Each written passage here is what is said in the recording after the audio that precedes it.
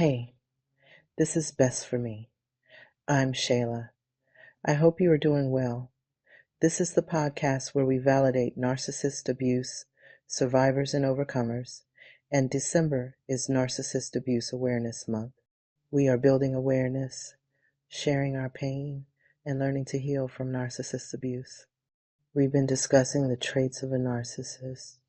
We all have narcissist traits, but when those traits become so extreme that you can't maintain meaningful, authentic relationships, and if the behaviors occur constantly, you could be dealing a narcissist. I am overcoming my mother's narcissist abuse. I didn't realize she was a narcissist or even what a narcissist was until I was 50. I thought a narcissist was someone that is vain. Well, it's far more extreme than that.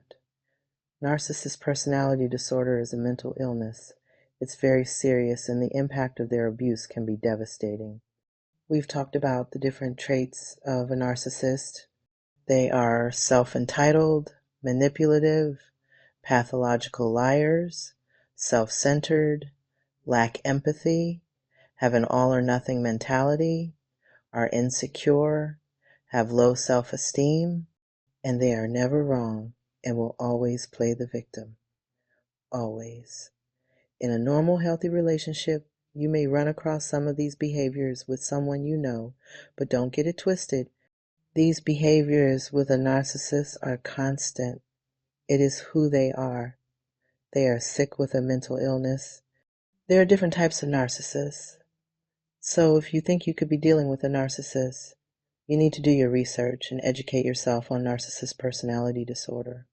It may be a real eye-opener for you. It was for me.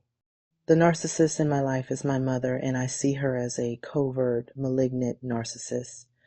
They are considered to be the worst kind. Some people may think that narcissists only exist in romantic relationships, but family members can be narcissists too, even mothers. The dynamic between a narcissist mother and her children, I feel, is far more traumatic than dealing with a narcissist in romantic relationships.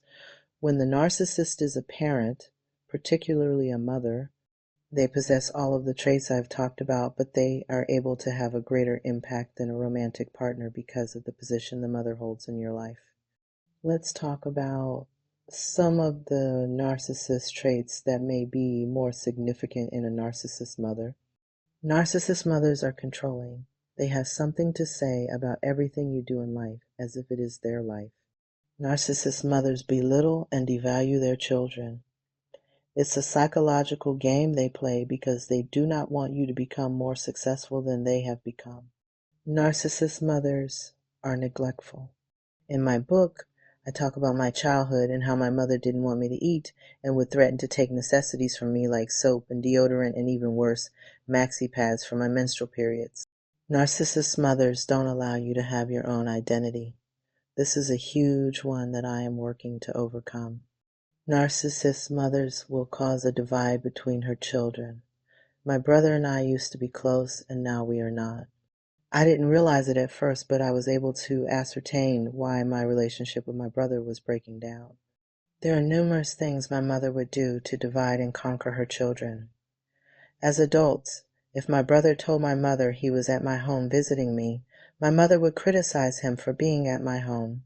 Narcissist mothers do not want you to have relationships with anyone but them. Even having a relationship with a blood relative is problematic for a narcissist mother. When I saw how my mother was doing the same with me, when I mentioned I had visited my brother and his girlfriend in their home, she would say things like, "You would rather see your brother than come to see me?" See, my malignant narcissist mother made it wrong for us to have relationships outside of the relationship with her. She is overly self-entitled and didn't want family members to be closer to you than her.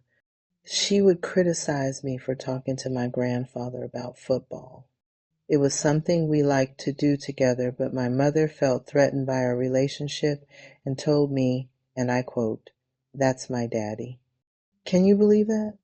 I guess he couldn't be my grandfather as long as he was her dad. I'm going to stop right here. My mother's divide and conquer manipulation tactic is very sensitive for me because she has done a lot to destroy relationships.